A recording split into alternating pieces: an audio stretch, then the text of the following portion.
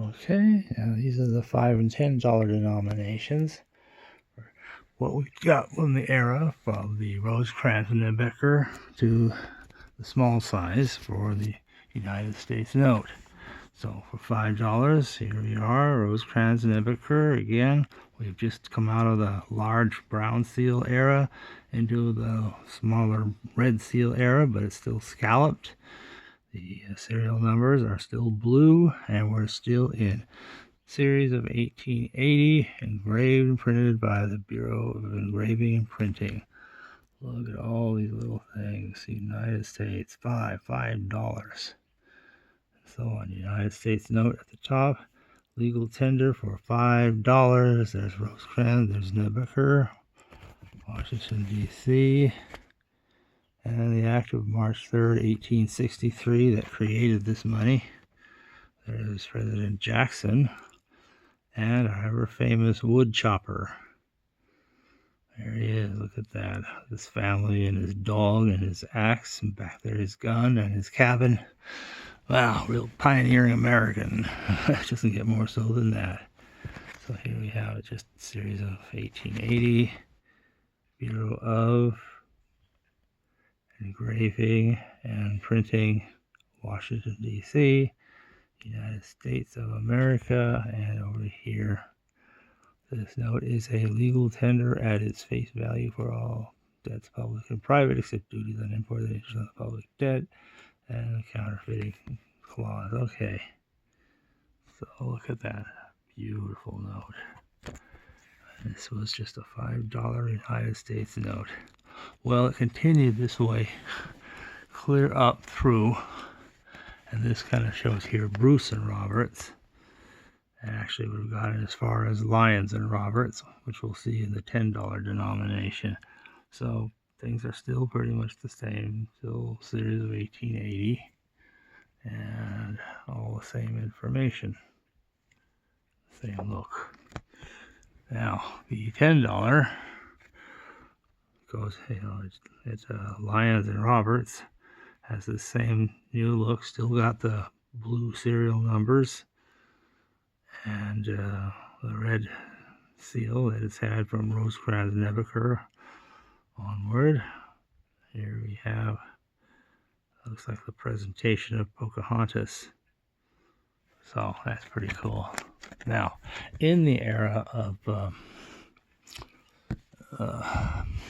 Lyons and Roberts, we introduce a new look with red serial numbers, and this is the United States note. United States notes, the United States of America will pay to the bearer $10.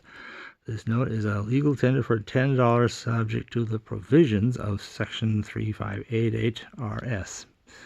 Wow. And this was, Lewis and William Clark, Meriwether Lewis and William Clark. They put Lewis, there's the famous bison. This, of course, is the first year they made these notes. And on the back, again, you've got $10, 10s, United States notes. This note is a legal tender at its face value for all debts, public and private, except duties on imports and interest on the public debt. So the same usual blurb there. And that's kind of an interesting representation of liberty there. These little arches are kind of nice and open. Start getting more into open space at this time. So that's this look. And by the way, this look will continue for the $10 clear up to the era of Spielman and White with no changes. But let's look at what happens, because the $5, the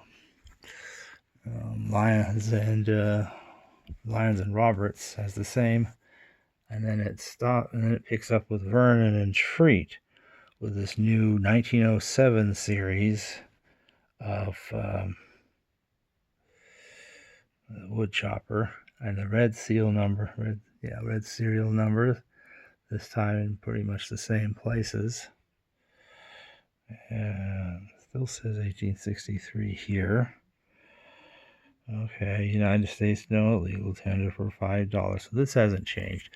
Vernon and Treat is the first pair of signatures for which This new appearance goes on with series of 1907. But as you can see, other than to say series of 1907, surprisingly little actually changes. And that will continue clear up to, now let's get to the era of Spielman and White. So there's President Jackson. There's our famous wood chopper. There's everything looking as it did before. This is the last appearance, and it's still series of 1907. Now, okay, here we still have series of 1907. And the same appearance is there, so.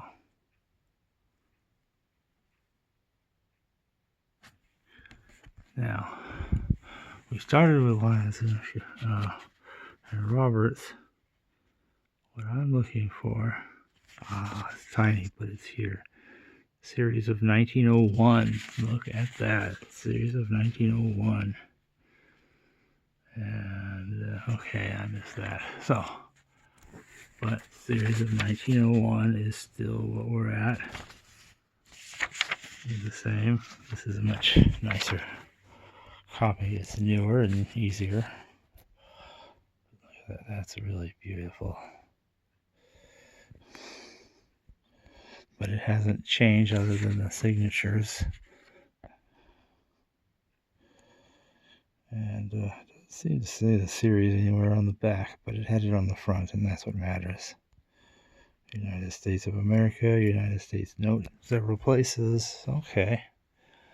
So that's what that did. Now, different things happen with the denominations next. With the $5, we get one more signature. We move over to Woods and White.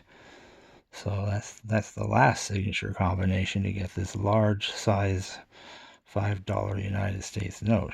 But again, everything still looks the same. Still series of 1907. And there it is. Okay. Whereas the $10, while we're still in the era of Spielman and White, we got a new series of 1923. And look at that. It's a true 20th century design. We'll pay to the bearer on demand $10. United States note, the United States. There, all this is a legal tender, all that usual stuff. Okay. Wow. United States of America, $5. Wow, look at that little thing there. Whew. Series of 1923, series of 1923. And here's the back. And this becomes why some people call it the poker chip, because those 10s on the sides kind of look a little like poker chips. But there it is, just, well, that would have been the last of these, but in the case of the $5, the next thing we see is the small size. There's the series 1928. And as you can see, it takes on a somewhat more familiar appearance, but it's got all the same information. This note is a legal tender at its face value. All that's the same. We'll pay to the bearer on demand $5. And there they are. Now, let's take a look at this. Well, that's pretty much just like the back of $5 used to be until we started changing all those around.